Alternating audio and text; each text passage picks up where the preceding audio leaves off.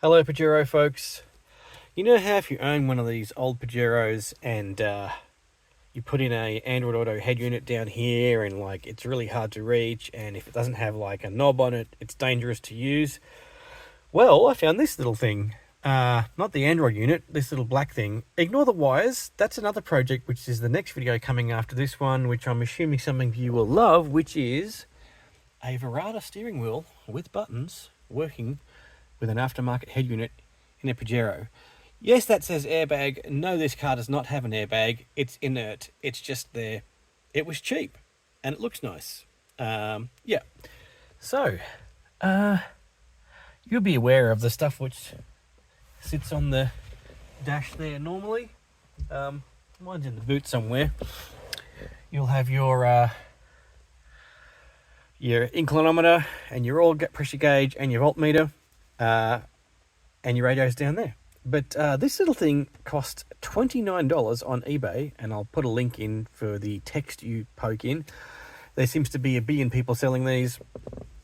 Just ignore all of this Arduino stuff because it's unrelated to the actual head unit itself. But let's have a look in here.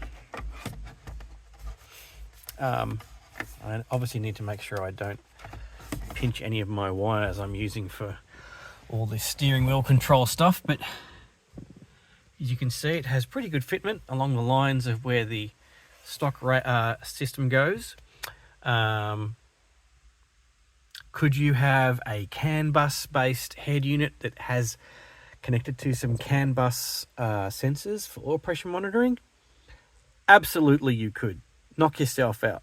This video is just about the mounting system for this. It's not very good at mounting deep radios. I actually had to cut the bracket, and if your radio head unit was any deeper than about what's that, 30-40 mil or something, it won't fit inside the curvature of this. I've put some insul layer in here, just sticky stuff, because it's black and it's in the sun, so it gets hot. And yes, you could obviously coat it with anything you wanted, but it's a total of one, two, three. I think it's 3 pieces. It might be 4 pieces. I can't remember exactly. But you see the vertical screws here, which you'd be familiar with the metal bracket that normally resides here for the inclinometer and the other gauges. The only hard part of this install is getting your wiring up from there. The stock wiring does not reach, but if you have used the Mitsubishi to ISO adapter harnesses, which you can get from Autobahn, etc., made by AirPro, that's AER Pro, Air Pro, I don't know. That gives you enough room, but the hole is quite small, so if you had a very long ISO adapter, it would work better. Just saying. Even the ISO connectors are quite big, and as you probably can't see on here, but this, even if it's upside down, I'm not sure if you'll see that. I'm hoping that's focusing, but this system uses ISO connectors natively. It's getting to be a bit of an industry thing where rather than having Pioneer, Kenwood, blah, whatever connectors, they just use ISO. But yeah, it looks really good. I will turn it on. Bear with me. I'll put a key in the ignition.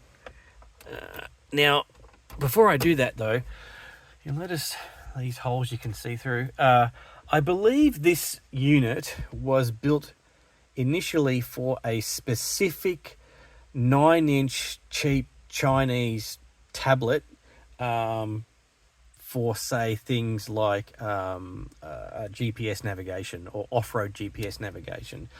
But it does fit standard double DIN. I'll be right back. I'll put the light on so you can see more. Hold on.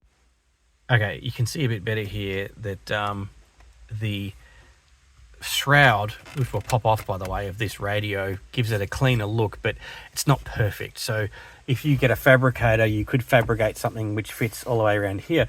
You could potentially also fit one of the various Kenwood, JVC, Pioneer, Sony, etc. Say JVC is Kenwood, sorry. 9-inch floating screen head units with like a single DIN base. you could maybe make it so that it fabricated its way into this gap and was like really flush and perfect. I was going for cheap. Right, let's turn it on. I would show you Android Auto, but I can't because I'm plugged into the phone and it goes a bit wonky when I do that. Let's turn the light off too now. Don't need it. All right, we're back. Radio. What's that on? That's the buttons, by the way. That's my next video. If you're interested in that, don't worry, it's coming. It's just a lot of description of circuitry and code and everything to do with that. But yeah, this is really great. So if you're sitting here on the steering wheel, you're going to be having this in arm's reach and great eye line to that. Like, it is great. You can just see everything right in front of you. The likelihood of touching the screen is the likelihood of taking your eyes off the road is extremely low. That's also part of the reason I added these buttons, by the way. But yeah, this is a great little thing. Hopefully, if you have the same problem, you can chuck one in yourself. And again, remember, don't get a deep radio, won't fit very much, and you may need to cut the radio mount bracket.